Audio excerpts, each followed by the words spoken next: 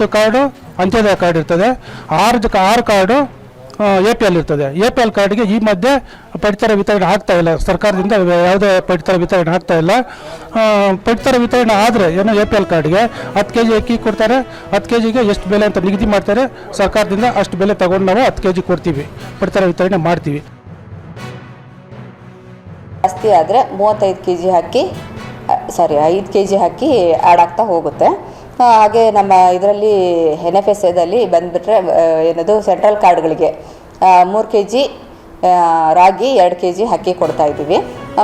Plus Annabhagya ಯೋಜನೆ ಕೆಳಗಡೆ 5 kg, total 10 kg ನಾವು ಆಹಾರ ಧಾನ್ಯ ಕೊಡ್ತಿದ್ದೀವಿ.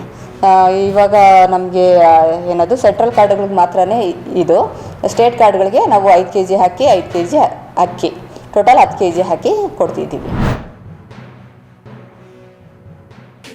ನಾಳೆ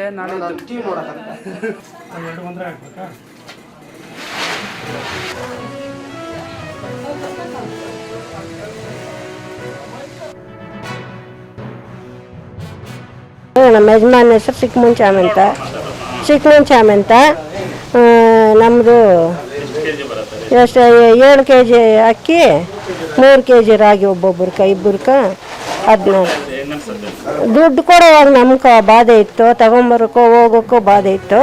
ಇವಾಗ ರೇಷನ್ ಕೊಡೋದ್ರಿಂದ ಬಾಧೆ ಇಲ್ಲ. ತುಂಬ ಶುಗರ್ ಜನರಿಗೆ ತುಂಬ ಇದೆ, ಅದರಿಂದ ರಾಗಿ ತಿನ್ನೋದ್ರಿಂದ ಸ್ವಲ್ಪ ಗಟ್ಟಿಮುಟ್ಟಾಗಿರ್ತಾರೆ.